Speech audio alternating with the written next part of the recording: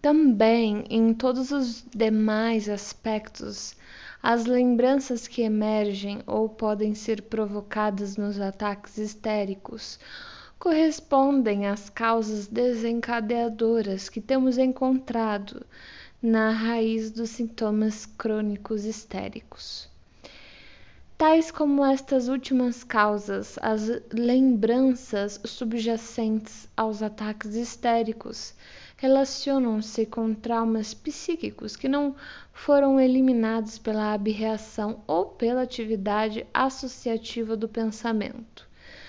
A semelhança delas estão, quer inteiramente, quer em seus elementos essenciais, fora do alcance da lembrança da consciência normal, e mostram pertencer ao conteúdo representativo dos estados hipnoides de consciência, com associação restrita.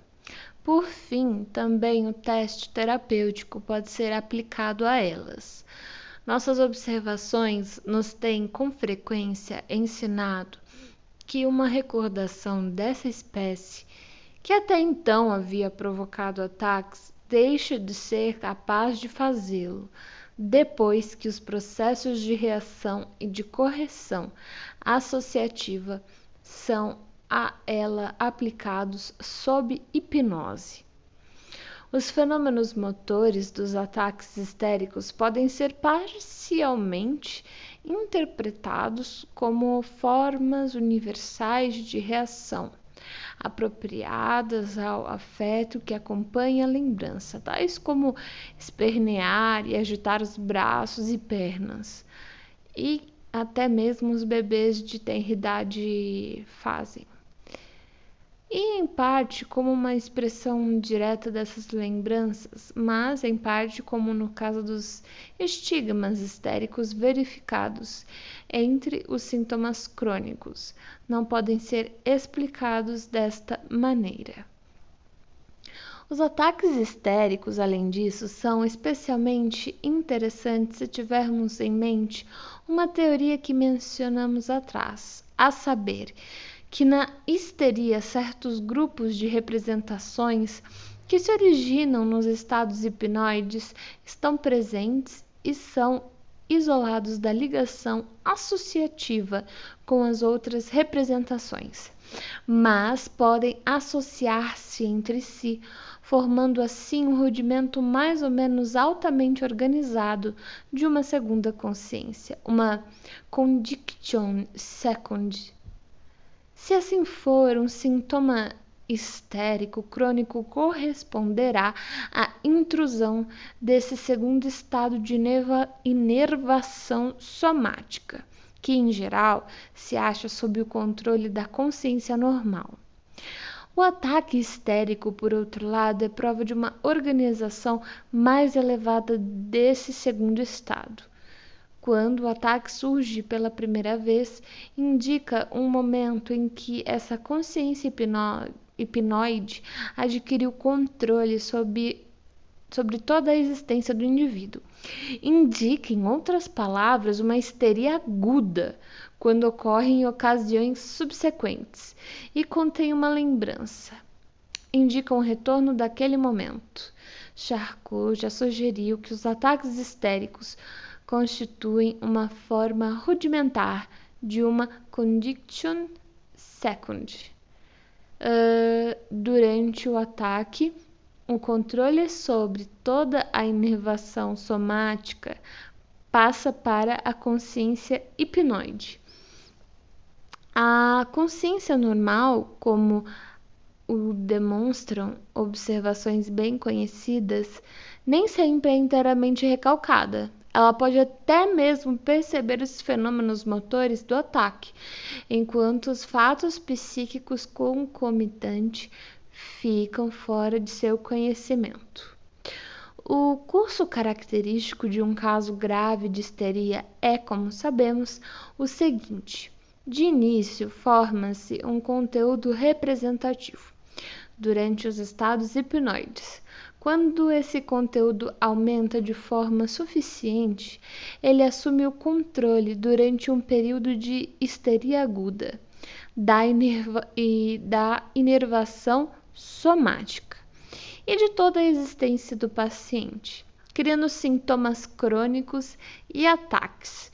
Depois disso, desaparece, a não ser por certos resíduos. Quando a personalidade normal consegue recuperar o controle, o que resta do conteúdo representativo hipnoide reaparece em ataques histéricos e, de tempos em tempos, leva o sujeito de volta a estados semelhantes, eles próprios novamente influenciáveis a traumas. Um estado de equilíbrio, por assim dizer, pode então ser estabelecido entre os dois grupos psíquicos que se combinam na mesma pessoa. Os ataques histéricos e a vida normal prosseguem lado a lado, sem que um interfira no outro. O ataque ocorre do mesmo modo espontâneo, como fazem as lembranças nas pessoas normais. Contudo, é possível provocá-lo do mesmo modo que qualquer lembrança pode ser suscitada, de acordo com as leis da associação. Pode-se provocá-lo quer pela estimulação de uma zona esterogênica, quer por uma nova experiência que o desencadeia, graças a uma semelhança com a experiência patogênica. Esperamos poder demonstrar que essas duas espécies de determinantes, embora pareçam tão diferentes, não diferem quanto aos pontos essenciais, mas que em ambas em uma lembrança hiperestésica é evocada. Em outros casos, esse equilíbrio é muito instável. O ataque surge como manifestação do resíduo da consciência hipnoide, sempre que a personalidade está esgotada e incapacitada. Não se pode afastar a possibilidade de que, nessa situação, o ataque tenha sido despojado de seu significado original e esteja recorrendo como uma reação motora sem qualquer conteúdo. Cabe a uma pesquisa ulterior descobrir o que é que determina se uma personalidade histérica se manifestará em ataques, em sintomas crônicos ou numa mistura de ambos. Capítulo 5. Agora poderá ficar claro que um método psicoterápico que descrevemos nessas páginas tem um efeito curativo.